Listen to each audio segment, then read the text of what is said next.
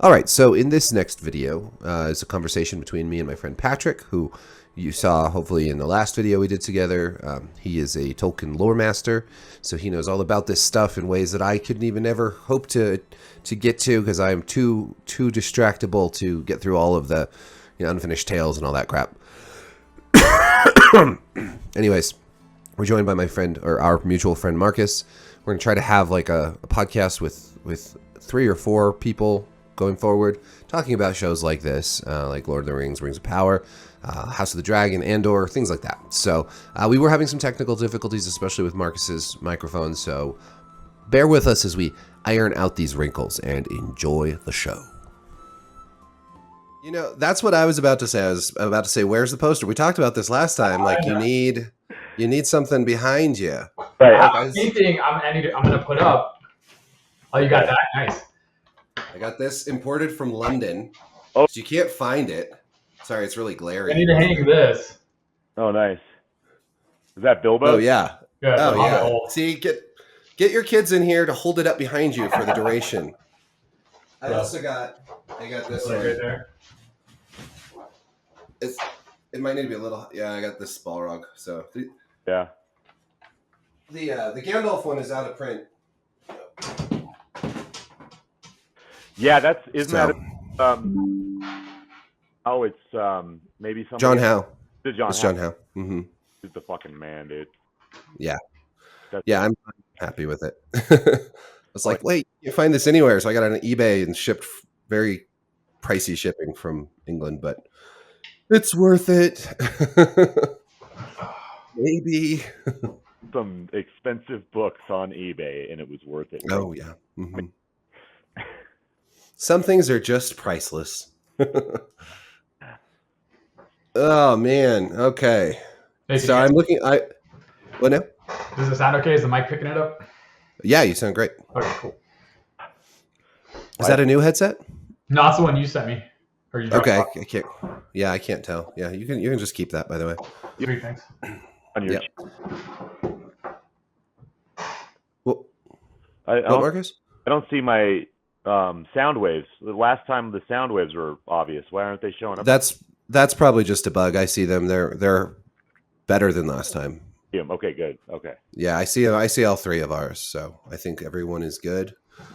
Man, I'm excited for you guys to see the new House of the Dragon. We'll have to talk about that next time. Yeah. I'm curious, especially because there's the time jump and the new actors and stuff, so it's kind of a big deal. Anyways, yeah. So you've watched the new Rings of Power.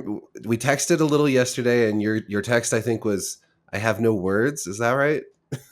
Or something? Let me see. It's something like that, or I don't even know where to start. Or Yeah. Let's see. Oh, I don't know. I'm going to have to go back quite a ways. Anyways, so, yeah. Elaborate. I don't even know where to start. All right, moving on. Yeah.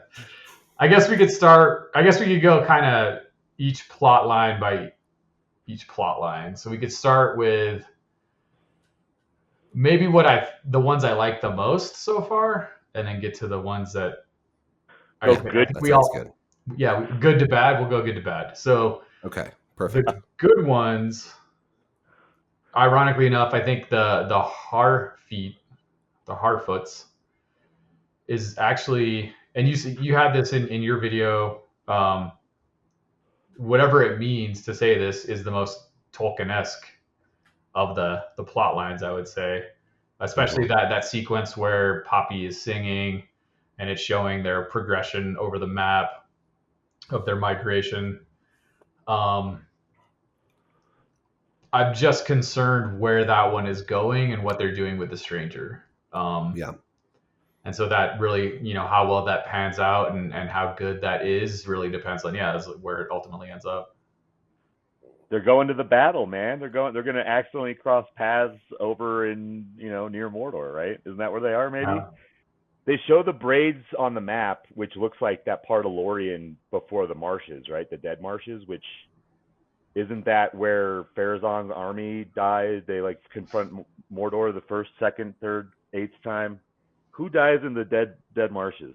I'm No, trying to remember. that's the later in the Second Age, the War of the Last Alliance. So Sure. Oh, that's where it happens, right? Yeah. yeah, the Dagger Lad, and those become the Dead Marshes. It showed them pass. They called them the Gray Marshes, I think, because obviously they wouldn't be the Dead Marshes yet. Yeah, And so exactly. yeah, they pass right by like Rauros and the hills there. I'm blanking on the name. And then I think they turned like east. So I have to go back and look at that episode. I'm not entirely sure where they're at, but yeah, they're definitely in the vicinity of Mordor and Is Galadriel and our buddy are going, our possible Halbrand. and our possible thousand headed? Your mic, Marcus. I'm sorry to interrupt. Your mic is like quieter and more distorted again. I don't know what's going on. Ugh. Are you hearing that too, Patrick? Mm-hmm. Because I heard you better earlier, and now it's like That's it's weird. like fuzzy and off. I don't know what to do about that. Yeah, I don't know. I just thought maybe it was something that needed to be jostled or maybe blow into it. Sure. Yeah. Hit it hard on the side. Throw it at the window. Yeah. Okay. So the Harfoots. Yeah, I said they were the most Tolkien-esque. I think they are. Like that. There's a song. Mm-hmm. I mean, they're like Tolkien, but also a little like Nazi Tolkien because they're like, she's all take their wheel and leave them. Yeah. It's like, damn. Like, what the hell? I don't know. I just don't understand why that's in. Like, is there any reason to have the Harfoots have such a brutal and kind of inhumane custom like this? Like, I can't really figure that out. I don't know if you've thought about that. I mean, there are elements of that in the Silmarillion. Where I think they're just trying to convey that life is really hard for the Harfoots and they're kind of on the edge of survival. And anyone who doesn't literally pull their own weight, they can't afford to devote the resources to help them along, and they just kind of have to cut them free. That's what they're trying to convey with that thematically. I'm not entirely sure, other than just trying to create, tension and conflict. I don't like it. Yeah, don't. I like the Harfoots though. They like try to sabotage their like carts in the market, like being just mean. Yeah. Yeah. So, and it's what's interesting is the contrast there with the later hobbits in the Shire, who are, so accommodating, so welcoming, hospitality, and refusal to be uncomfortable is such a part of their culture. So yeah, I'm curious where they're going to go with that. I mean, granted, this is thousands of years before. There's plenty of time for their culture to change. Or is it? It could be 50 years before. Yeah. We don't know because the timelines are just. Yeah. The timeline. Here's a normal linear timeline. They've done this, right? Oh, it's a Christopher Nolan movie. Yeah. All right, so I agree that was my favorite of the 4 subplots in this episode. I think they keep on giving us red herrings with the stranger, making him seem like he could be evil. Right. But I don't think so. I think he protected them, and then the whole bit with Nori getting scared by the ice and whatnot was totally accidental. It wasn't like he was, There's lots. I think there's a lot of red herrings going on. Yeah, there's a lot. Yeah, I would agree. It would be really weird if he ended up being Sauron. Super weird. As far as why? Yeah, and then as far as some other evil being, the only other thing is if they made up another, Maya who had turned evil, or if he's a Balrog, but that would be, first of all, that would totally lose casual fans. They would be very confused. Oh yeah. And second of all, like, it would lose the hardcore fans too, because it wouldn't make much sense. So yeah, I'm pretty sure he's Gandalf at this point. Close second being one of the other wizards. I hear people throwing Saruman around. That doesn't really make sense to me. I'm thinking either Gandalf, Radagast, or one of the blue wizards. Yeah, Saruman would honestly piss me off. It just doesn't make sense. Like, why would he be with the hobbits? Like, if he got to hang out with the hobbits before Gandalf, I feel like that would just be a slap in the face to the whole thing. Doesn't the Silmarillion, don't the Blue Wizards show up around the time Sauron forges the One Ring? So that's an okay time reference. Not in the Silmarillion. Initially, I'm trying to think. I think initially in Unfinished Tales, he stated that all the wizards arrived in the Third Age. But I think in the Nature of Middle Earth, I haven't finished reading that yet. I think he revised that and said the Blue Wizards actually possibly arrived in the Second Age. But I don't know if he got specific around when they did arrive. And then also in the Nature of Middle Earth, this is what it's pretty new and a lot of people don't realize. That all the Istari along with Melian actually in the age of the trees before the ages of the sun went to Cuivienen when the elves awoke and actually met the elves and hung out with them for a while prior to their voyage, their journey west. So there is precedent for them going to Middle Earth and poking around and looking around and meeting the children of Iluvatar. Yeah, going back to him being a bad guy, I agree that I think they're just throwing in red herrings, throwing in more tension and potential conflict just to keep that storyline interesting, keep people guessing. But it just totally would not make any sense if he was Sauron. No. So especially with what else is going on with the other plot lines. Well, doesn't that go up as Anatar at some point without us knowing it's him, right? Isn't that a part of? Presumably, yeah. We'll see if they don't. Those wolves that he throws away, like that he bangs his arm and scatters? Those are actually entelodonts. I was gonna say they look more like they're like prehistoric pigs, basically. Yeah, they look just like them. Yeah, carnivorous. It's like they're trying to put like dinosaurs into Middle Earth because it's like our Earth before it's. They look weird. The CGI was a little jarring to me for those creatures. I don't know. I feel like their practical effects are pretty good for the most part in this show, but the actual CGI outside, I think they do pretty good cities and stuff, but I think the actual creatures are not great. I like the orcs, but I don't like so far any of the creatures. They haven't really up until those wolves. They hadn't really had any CGI creatures that I can think of. There was one in the orc pits. Oh, the one warg, like the warg. Yeah, it the didn't look great warg. either. Yeah. Mm-hmm. The orcs look fantastic, though. Yeah, the orcs are awesome. I'm deeply impressed, and sort of wish this was just a story about Adar and the orcs, Papa Orc and his orc buddies. Anyways, okay, second timeline. What's your second favorite storyline of this last episode? I guess I'll have to say Durin and Elrond, although I have major problems with that storyline now. Give me the meat and give it to me raw. What the hell was that? Marcus, you cut out there for a second. Sorry. Okay, there you are. Go ahead. Say it again. Oh, I don't know if it's going to cut back. You're good. It's so slapstick. Yeah, super slapstick. Although I doubt that's what Patrick's main problem with that storyline is. Yeah, the interactions between Elrond and Durin are pretty good. That's actually fairly well written. I enjoy their kind of banter and camaraderie, and the nature of their friendship. Yeah, but the big issue is that that legend of the Balrog and the elf fighting over a tree and then infusing the tree with power, and that somehow infuses the mountain with Mithril, and Mithril is created through the combination of the light of the elf and the darkness of the Balrog, and so that's why it's so special. And I was just there are people defending it online saying Elrond did state that it's an apocryphal legend, so you're not necessarily meant to take it as truth, but it's that's kind of a cop out in my opinion.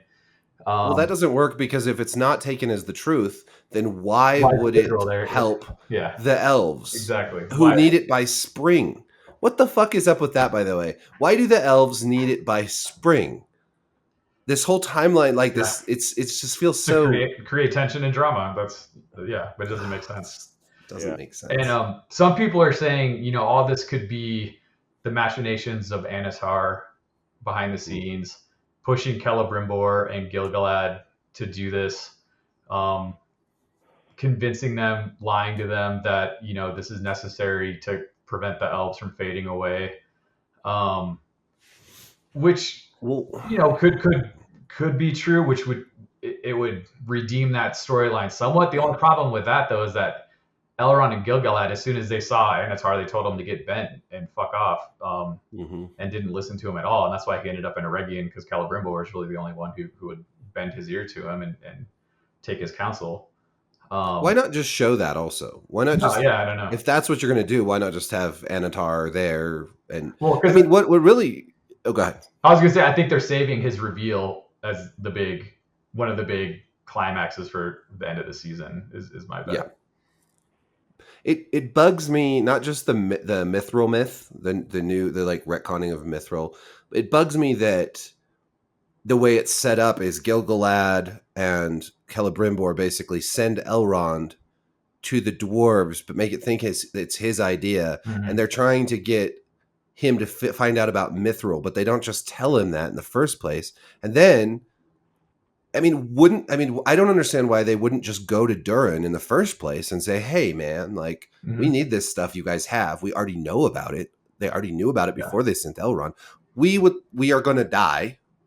If you don't help us out, we'll pay you handsomely for some fucking Mithril. I don't like all the subterfuge and the politics and like all that. Like, what? It just makes Gil-galad look like a bag of dicks. And it makes Celebrimbor look bad. It makes and Elrond is just being used like a dumbass. It doesn't click for me, even aside from the big lore breaking shit with the Mithril. Yeah, agreed. And it's totally unnecessary. It you know, from a lore standpoint, on, you know, with the understanding of those characters, it's out of character for those characters. I would argue to use that kind of duplicity and scheming, and then in universe for the actual show, it's as you said, it's totally unnecessary. So there's no real explanation for why they went about it that way. It's just another drop.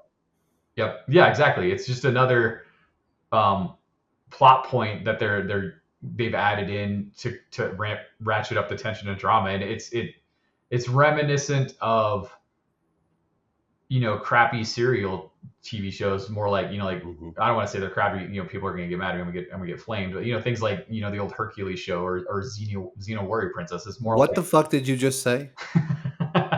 That's it. You're out. No, yeah, it's super cheesy and there's no reason for it.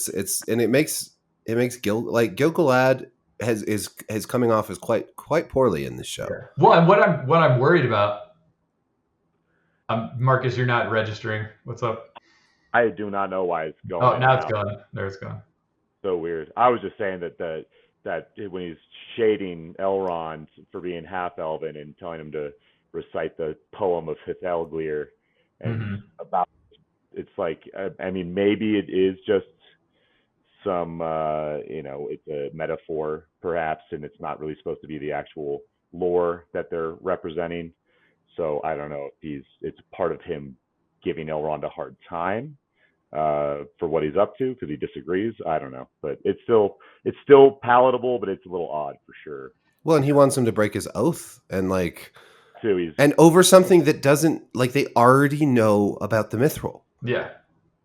Like, yeah, it's poorly written, and they're trying to inject this drama that, you could inject drama between Gil-galad and Elrond, but make sure you're doing it right and it's for the right reasons, and not because Gil-galad is being a duplicitous a-hole and trying to manipulate Elrond, because I don't get the impression that that's how things would have gone down. Elrond wouldn't have stuck around and been loyal and been the herald of Gil-galad if that's how he'd been treated. Well, yeah, and it's like they're trying to make this, and they're trying to insert like the politics and like court drama and skullduggery of like a Game of Thrones type thing, you know. That's what I'm worried about. And it doesn't work here. It just doesn't work. If they wanted to do that, there are other stories they could tackled with, like Fëanor and whatnot. Like the Sons of Fëanor and the Oath of Fëanor and all that. Yeah. Yep. Yeah, and then the whole concept that the elves need to like recharge by basking in mithril or something. Plugging into the mithril. That's it's mithril. It's like they don't even reference that, which I thought they were allowed to, just not to depict it visually or something. What are their limitations? The Silmarils? Yeah, like they're not allowed to like show certain things they don't have the rights to, but they can as if like characters have been, can speak about stuff, right? Yeah. Mm-hmm. And the Silmarils are mentioned in the appendices that they have the rights to, so they can talk about them. It's just certain stories around the Silmarils and the Silmarillion that they can't depict. But I don't, as far as I'm aware, there's no indication that mithril is associated with the Silmarils in any way. Right? What was that you broke up? Sorry, other than the light they hold within them. Yeah, but I don't think that's ever explicitly stated to be from a Silmaril. Right. No, I got you. Well, the Silmarils contain the light of basically the light of the trees, inspired by Galadriel's hair, right? Because she contains the mixture of the silver and gold mixture of the light. That's what right. In a letter, it's arguable whether it's canon, but he did mention that Galadriel's hair did inspire Fëanor. But the other issue with that tale about it, like infusing mithril, we know the fate of all of the Silmarils, and it's pretty cool how Tolkien set it up. One ends up in the sky associated with air on Erendil is has it still, and it functions as the evening star. And the other two were thrown away by the Sons of Fëanor after they killed their kin to retrieve them. One was thrown into the ocean associated with water, and the other was thrown into a chasm in the earth associated with earth. So air, earth, and water. And then that's how firebenders and earthbenders were born. Exactly.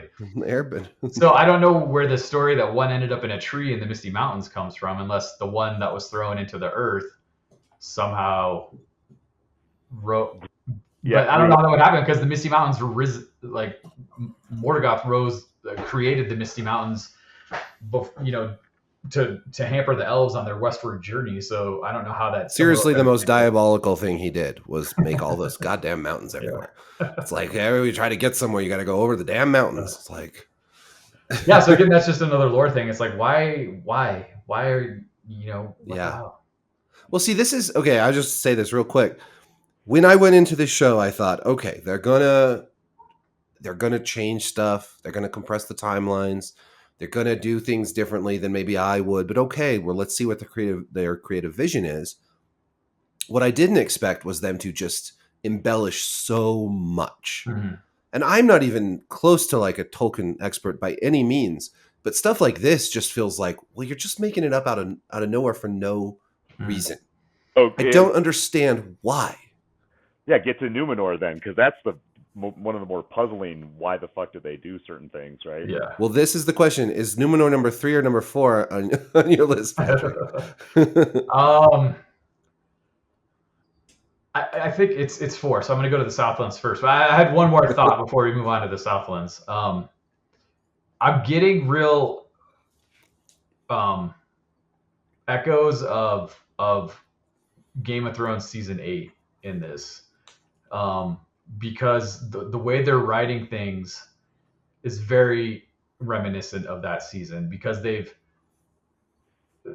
they're having characters do things that are uncharacteristic just to advance the plot.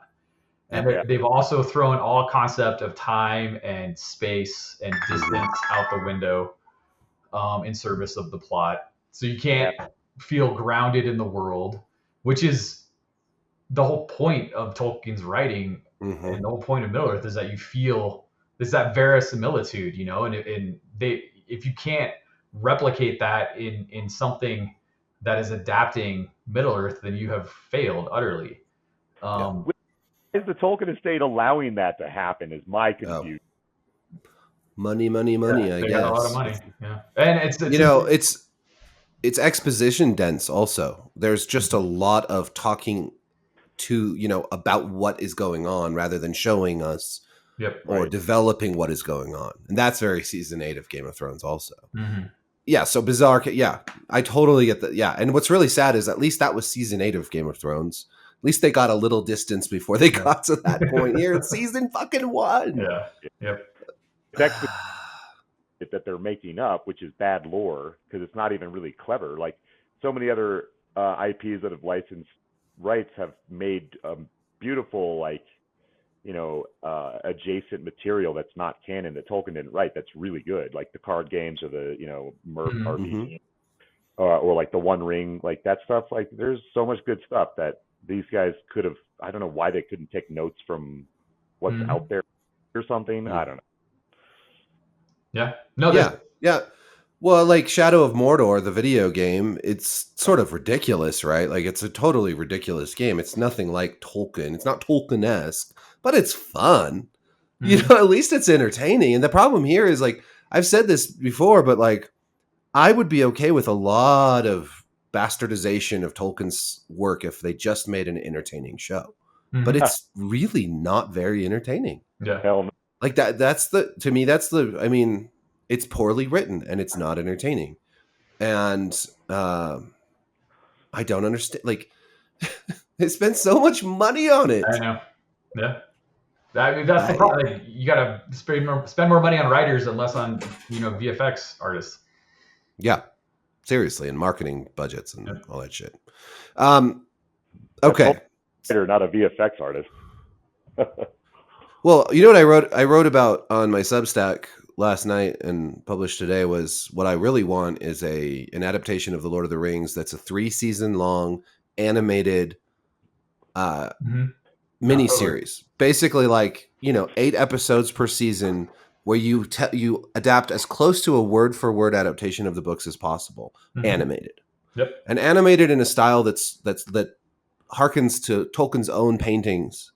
And sort of that look and feel of the world, not like anime, not like CGI, but like a very, and copy the dialogue almost word for word. Put in all the dumb, boring songs. Sorry, I don't love the songs. I skip over them when I reread the books. But put them in the show, and like have a show that is like really, really, really loyal to the original source material, and it's animated, so you don't have to worry about casting.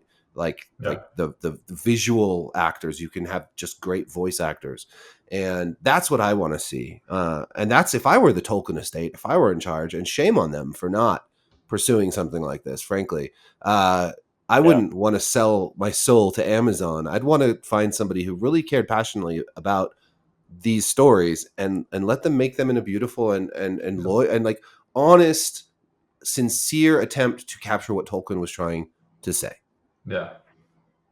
Yeah. Like yeah. See, I have that in my post. That very picture. Yeah. Stuff. Yeah, that would make a beautiful. Like throw a little Alan Lee element. Yeah. Little John Howe. Like all these great artists that have done beautiful work and come up with an art style that is expensive, but not over the top. Like there's something about Middle Earth that's always struck me as like. It's an epic fantasy, but it's very grounded fantasy. You know what I mean? Yeah. And what we're getting here in Rings of Power is an epic fantasy that feels. Well, I described Numenor as a Las Vegas hotel. Like it's flashy and glitzy, and it's just hollow. And very vapid. Vapid, yeah. So, anyways, moving on to number 3, the Southlands. Yeah, the Southlands. Which sounds like it's gonna combine with the Numenor plotline here pretty soon. Yeah. So the main reason I have major issues, obviously it's second to last with this plotline, with the changes they've made and how they've written it. The main reason I put it before Numenor is because visually and actually, the script as well, they've done the orcs very well. I'm digging their orcs. And I'm intrigued and enjoying Adar also. he is, a completely made up character by Amazon, but Tolkien. It's very Tolkien-esque. yeah, Yeah, and I like him. they could do some interesting things with him, especially if they reveal who he actually might be or who he could be, as far as an elf who would fall into darkness. There's some candidates out there that would be very interesting. Cheer those Um, candidates. Come on. well, Yeah, the leading one people are talking about is Maglor, who is the last surviving son of Feanor, who, after throwing one of the Silmarils away at the end of the First Age, was said to have just wandered off and played sad songs along the coast until he was never heard or seen from again. Sad boy. Yeah. So he would be an interesting candidate. yeah, I like that. Another would just be, if they want to have him be completely original, but have him be one of the first Noldor, or even not. It doesn't have to be Noldor, just one of the first elves abducted by Morgoth and tortured in his dungeons, and who was actually one. This would tie into why the orcs call him Adar. If he was one of the elves who was originally corrupted and key in the creation of the orcs from elves, that would be super interesting if they got into that backstory and they did it well. So I'm intrigued by that. And, If they did it well. exactly. I agree. That's really interesting. I'd love that. But yeah. But yeah, the rest of that storyline has some serious issues. Like, first of all, orcs aren't vampires. They can go out in the sun. They just don't like it. They don't burn up if they do. They get like a -2 penalty on all their rolls or something like that, right? Yeah, like... they're just less effective, and they prefer not to do it. When Adar grabs his servant and makes him fucking, it's like, no, dude, don't brawl in the sunlight.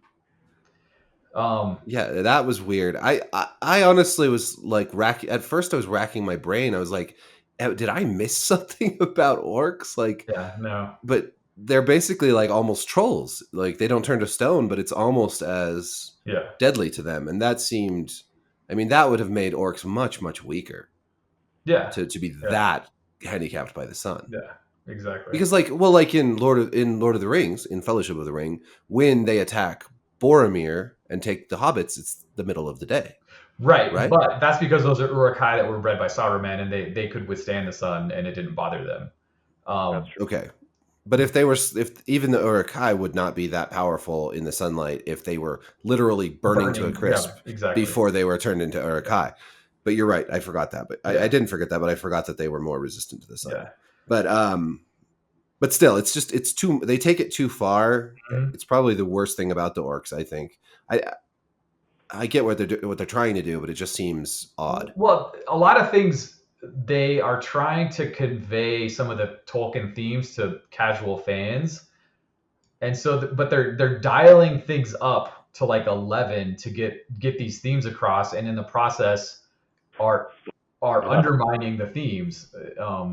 Say similar thing with the Mithril storyline. Yes, there is a thread throughout the writings of the fading of the firstborn and the coming of the secondborn, and the time of the elves will end and the time of man will come, and elves will ultimately fade away and pass into the west by next spring. Yeah, it's at this point in the second age, it's not imminent, and it's not like a physical threat to them. It's not like their light meters are running down and they're gonna fade away if they don't get recharged. That's not at all how it works. And more, what they were concerned about in the second age, and the whole reason they pursued the rings of power, wasn't to save themselves. It was to be able to have a timeless realm in Middle Earth like they experienced in Valinor, because they live forever. They didn't want to have to keep witnessing the world around them decay and fade away. They wanted to have it maintained in the beauty that they loved, and so that was the primary power of the rings of power. And that's why Lindon and Rivendell and Lorien were these enchanted magical realms, because the rings of power held them in stasis in a sense, so that they were resistant to decay and the passage of time.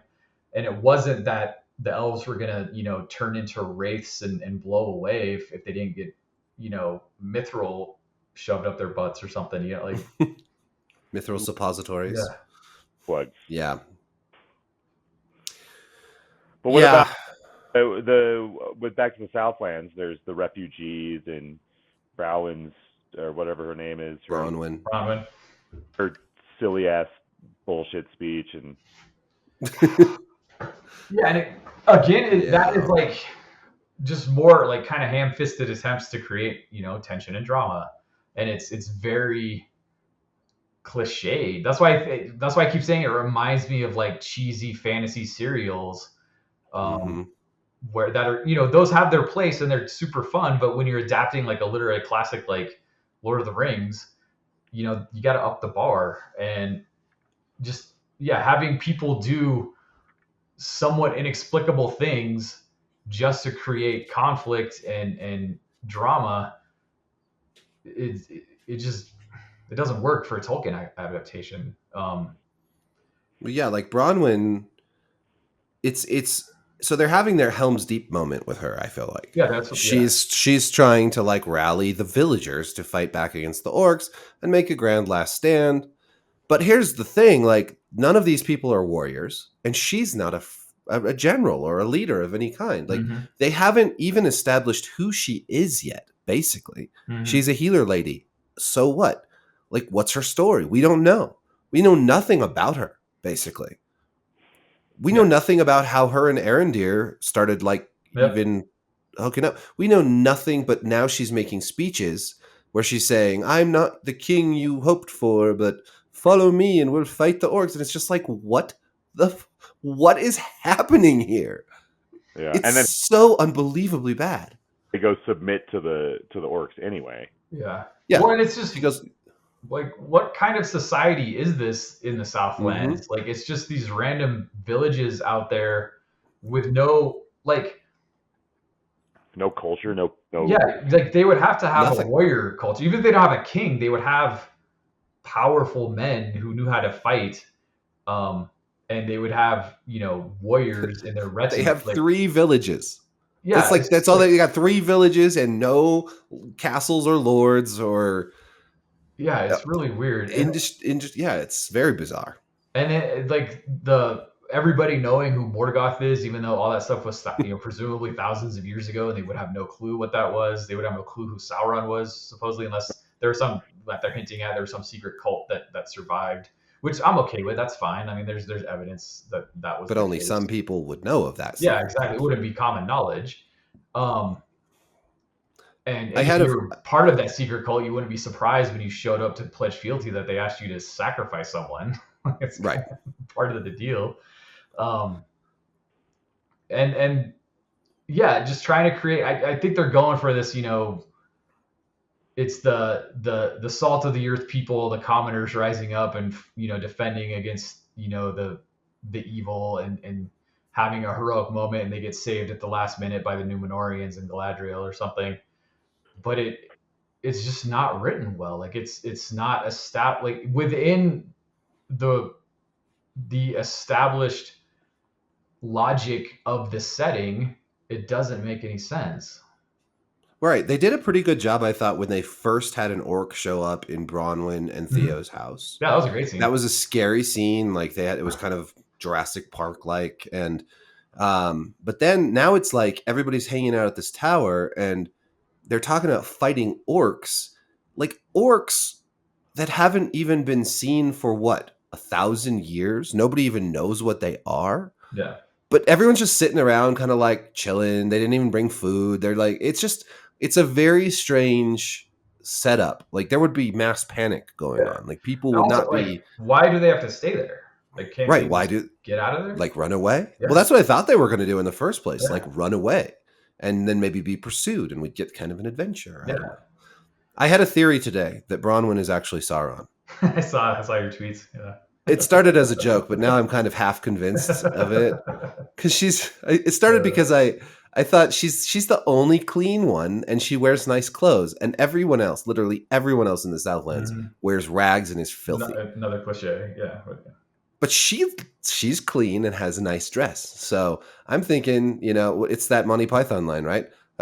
As a king, how do you know he's a king? He hasn't got shit all over him, you know. So, like, I don't know. It's possible. Yeah. It would explain some things. It'd be less on the nose than Halbrand. Yeah. You're supposed to think Halbrand, who's a master forger, came from these people, unless that's all a red herring. He's their king. He's their He's king, the king of presumably. 3 villages Yeah. in the Southlands. Group of metalsmiths, like who the fuck can Yeah. forge swords like that? Unless he's Anatar, but he's not Anatar, is he? You know, He forged a sword that already had. He was pulling the sword out of the like with That the was engraving already done. Yeah. I don't know. I'm not a blacksmith, but I know that's not how it works. Yeah. usually way. And then this is all not to mention the fact that trying to figure out the timeline, but based on what else is happening in their timeline, Mordor was already a thing and had been for a very long time. Yes. Well, Sauron had been back, right? For a very long time. Yeah. So that by the time Elendil was born, Sauron had already come back. They'd already forged the rings. Yeah. There'd already been a war. Yeah. Mm-hmm. Oh yeah. Yeah. And again, it's fine to compress the timelines, but you have to have a plan. Like, it just feels like there's no plan here. Yeah. Why are they compressing these timelines to these specific characters? Well, they haven't just compressed them. They've like cut things out and changed things and mixed things up, and it's almost unrecognizable at this point. Mm-hmm. Yeah. Which destroys the logic of the world and the lore there within. Mm-hmm. Leaves you with nothing but it's kind of like getting caught in your own lie. You have to keep creating bullshit to amend it. Mm-hmm. Not bash them so bad, but like, how are they going to resolve this other than creating 5 seasons of insanity? Like, that has no bearing on the actual story other than nuggets of, mm-hmm. a battle here. And, when, like, is Farazan, when is he going to get ready to, go talk shit to Sauron? Like, is that's got to happen at some point, but right now. Well, it's when the Southlanders start taking their jobs. Yeah. Right. That's when it's, the orcs are going to take their jobs. The Southlanders are going to take our jobs. Yeah. Is in all of their jobs over there, that Galadriel is ruining it for the Numenorians. Yeah. Who are actually Texans. Yeah. And Floridians worried about immigration. So shall we segue? Shall we move to Numenor? Yeah. Yes, let's hop off this boat and swim there. Yeah. So, it's the most disappointing to me because I was the most excited about seeing it because it has yet to be portrayed, and it's such an awesome part of the Legendarium. So I'll start with Elendil and Isildur, who I think they've done the dirtiest. Yeah, I was gonna say that's got to be the best starting point. Yeah. This whole Seaguard thing that they've set up with Numenor having like a standing state navy. The sea is always right. Yeah, which is a weird. I could be charitable and because it is established that Ulmo, the Valar of the ocean and waters and stuff, you would often speak to men and elves, through the water, and men especially couldn't really recognize it as a Vala talking to them and giving them guidance, but they could instinctually appreciate what was happening, and it would make them kind of long for the ocean and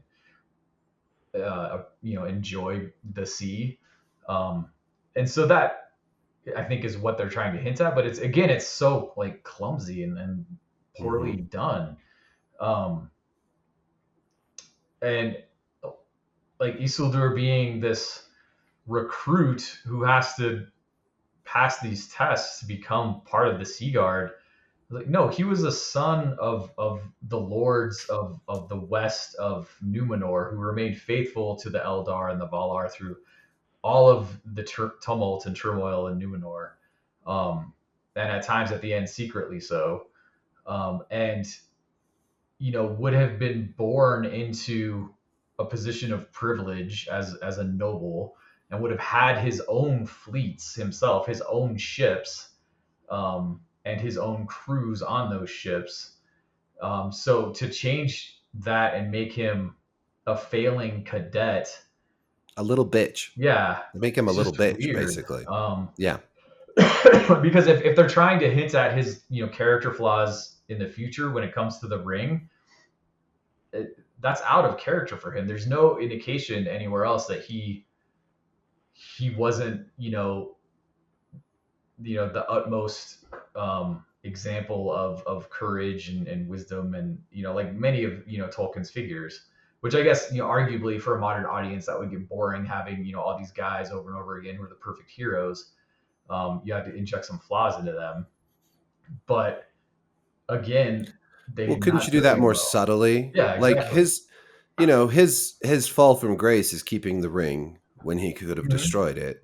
Which But makes to make that fall from grace impactful, you have to actually build him up as a very, Yeah, sure. exactly. you can have him Yeah, be I mean that almost flawless. Like, that moment loses its shock value if you've already established that, He's a well, little he's bit. probably going to keep it. He's a little bitch. yeah, Yeah. Yeah, yeah. He's exactly. and I mean, there's still fantasy, the king or half elven king, and I mean they just still respect they're noble. They are honorable folk, right? They're Mhm. not disingenuous. They're like decent Well, people. some of them were, but at the same time, some of them were very cruel and oppressive and imperialistic, and they haven't really portrayed that either. Which that would have been awesome and very interesting for them to portray. Like Pharazôn and many of the previous kings, straight up, were taking slaves from Middle Earth. They had huge tracts of essentially colonies where they were oppressing people Huge and enslaving them. tracks. Yeah. And I don't know why they're shying away from that. If talking about wanting to inject tension and conflict, showing that is what Numenor is doing now, and Elendil and Isildur are trying to resist that. That is the conflict that they should be showing. The things, the questions of character that they have to face to hide the fact that they are still faithful, that they still abide by the teachings of the Valar and the Eldar, but keep that cover in a society that is trading slaves and conquering like the low men who they see as completely below them. Well, like if they want to make their own Game of Thrones, why not just have Elendil be your Ned Stark and have another noble house basically that is portrayed as like the good and honorable house versus the corrupt capital and Mhm. it's Alfarazon and all that. Yeah. I don't understand why they made Elendil basically like an unknown sea captain Yeah. No, and I Isildur his like everyone. I mean, he is a little bitch. Like everyone hates him. His friend despises him now because he let a rope slip. I mean, am I missing something here? Like he let a rope slip and then he got kicked out, and the guy on the ship kicked them all out. But it wasn't like the level of the degree of hatred, and it's just insane to me. no, That again, was. and sorry, go ahead, Marcus. I was just saying that was all very stupid that they wrote that like that. Yeah. No, again, and that's another example of characters doing illogical things just in the service of advancing the plot. Like, Yeah, yeah. So it's bad writing. it's so Um, much bad writing. yeah. Okay, what about the Galadriel fight scene, the sword fighting scene? What do you guys think of that? Um, Put it best, Eric. When you're a jet, you're always a jet. yeah. Musical.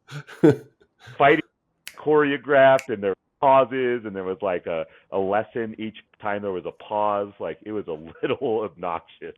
Yeah. Yeah. Yeah, it was weird. It was out of place, out of character. The other, and again, illogical. I mean, they're fighting full speed with real Real weapons. swords. Who the Yeah. hell does that? Like to prove a point? Like, what if I don't know. somebody gets accidentally stabbed? Like that, it just that's even in the Middle Ages, they did have some safety standards, and they didn't just fight full speed with fully edged weapons because they knew they could kill each other when they were training. Spoiler alert, but in tonight's House of the Dragon, there are a couple different training scenes with wooden swords.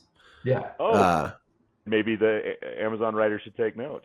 Yeah. Maybe they should take notes. They had Yeah. training swords. Like we have examples of Mhm. those in museums. Like they had training swords. Blunted edges. Yeah. Would Galadriel like showboat like that? Is she really that kind of Galadriel we know? I can't even say it. Like it's so far down the rabbit hole with her at this point that it's hard to interpret like what would Galadriel do? WWGD. She was learned of Melian. Like she's like one of the most powerful. Yeah. Guys, there's a tempest in her. Yeah. That's what's motivating. There's a tempest in her. I forgot about that. Shit. Yeah. When there's a tempest in me, I do crazy shit too. I don't know. She's a tough one because she's positioned as the central protagonist, essentially. Yeah. But she's obnoxious as shit. She's insufferable. She's like the whole. So a lot of people are complaining that the show is too slow, but I don't think that's quite accurate because the show has. I mean, especially with Galadriel more than any other character, I think they have had her go from the frozen north to on a ship to Valinor to like on a shipwreck with the king of the Southlands. What a coincidence! To Numenor, to war. Essentially, 3 days after she got to Numenor, they're gonna, which I will say this for the orcs again. They dug that trench real fast. Yeah, like they got that done. They are. There's no sense of time or place. Like you have no idea how much time has passed. Mm-hmm. It's very desperate DB Weiss season 8 Game of Thrones maneuver. Yep. Exactly. And so we have Galadriel, she shows up and nobody likes her, which we understand why. But then she convinced, people, when I made a joke in one of my posts about how like petals fell from a tree and now everybody was good. They're like, no, people got mad at me. They're like, there's symbolism there. That's like the tears of the Valar or what the fuck ever. And I'm like, okay, but your main hero couldn't convince anybody to do what she wanted. Mm-hmm. So they had to introduce a magic tree to get the job done for her. And then in this last episode, they basically spun their wheels the whole time. Because at the end of the 4th episode, they're about to go to war. And at the end of the 5th episode, they're about to go to war. So it rushes ahead. And then it spins its wheels. The pacing is just, it's insanely bad. Well, yeah, totally. And the issue with the tree too is if they wouldn't have listened to Galadriel, they wouldn't have listened to the tree either, because the tree was given to them by the Eldar. And so if they're if they're faithless now, they wouldn't have had faith in the tree. God damn it! You're right. I hadn't even thought of that. Yeah. That is dumb shit right there. Yeah. None of it makes sense. And what's up with like the made up sister of Isildur and the son of Pharazôn? Like that whole thing is so weird to me. Like she's apparently like very against the war, but that came out of like totally out of nowhere. Like all of a sudden there's a scene where she's like against it and trying to stop it, and I was like, where did I miss the scene? Was I not paying attention like that? I thought the same thing. Yeah. Maybe like, they at first out and say that again. Sorry, your mic is so fucked up, Marcus. I'm sorry. The last room we set up, it was working just fine. I don't know what happened. Try coming closer to your computer. Is it Bluetooth? Yeah, but when we started our first session before you logged on, it was fine. Are you blaming Patrick for this? Yeah, it's probably my fault. But I don't even remember what I was saying. Just that maybe something about Pharazôn. But anyway, continue. When I was watching this, I remember there's a scene where Pharazôn walks through and is like that warmongering elf or something. I don't remember exactly what he says, and I was like, I agree with him. And then suddenly, like, they're talking, and at first I thought she was trying to tell his son to, like, convince him to go to war. And then I was like, wait, she's trying to convince him not to. Yeah. It was just very confusing. Like, and then all the stuff with, like, Galadriel trying to convince Halbrand. And, like, Halbrand doesn't want to go back. And it's like, that's such what the hell is going on? They need you. Yeah. That's like the whole reluctant hero king thing. That's like so cliche, done so many times. Like, and they're trying to just riff on the Aragon thing, you know? Like, Aragorn. Yeah, he even kind of actually Halbrand looks more Numenorian or Gondorian or whatever than anybody in Numenor. Like he looks like he could be the ancestor of Aragorn in the Peter Jackson films, right? Like, yeah, I mean, that's another problem. Most Numenorians are tall, Mm-hmm. with dark hair and gray eyes, and like I thought they were all little bitches because that's how they're presented here. Sorry. And at least the noble lines, and with no facial hair because of their elven blood. Right. But yeah, the whole thing with Pharazôn, like he was all about war. Like he was a war king. Yeah, and conquering the Lowmen. He was the one who challenged Sauron for the fate of Middle-earth, right? Yeah. And all of Sauron's troops ran away. Mm-hmm. Yeah, Sauron, they surrendered to him without lifting his sword. They didn't even fight. Sauron was just like, "Oh, you have a lot of guys. I'm gonna surrender. I'm gonna try another tact here." I feel like it would be more interesting if Pharazôn was presented as a very noble, courageous badass at this point. Yeah, you know, so that when, yeah, well, yes, because of that, but also so that when, theoretically, if this is the way the show goes, Sauron is defeated and captured and brought back to Numenor, his fall from grace actually matters. Mm-hmm. Like, you can't fall from grace if you have no grace to begin with. Yeah. And right now, his character is just like a scheming politician. He's a little thing. And like, yeah, he was definitely scheming. And I mean, if they want to inject Game of Thrones type stuff into the story, I mean, that's Numenor's where to do it. I mean, after Tar Palantir dies, he forces Miriel to marry him and proclaims himself king. And you could present him that way, but also as a badass. No, exactly. You know, I think that's the point, is you have to present him as strong and badass still, even if he is a bad person. This is a guy who goes to war with the gods. Like, he's not like weak or timid. He's Karl Marx. He looks like Karl Marx. That is actually exactly who he looks like. He really does. He's a fucking just the way that contemporary politics into this show, I tell you what. If they wanted to have inject a socialist revolution into Tolkien, I would. That could be cool. Like, I would be all for that. That'd be interesting. I think it'd be very interesting. Well, I think that it would be really interesting to actually tackle some of Tolkien's own political concerns with industrialization and modernization and progress, and that none of that seems to be present in this show. Present in the show in a sort of meta commentary about the way the Tolkien estate and Amazon have sort of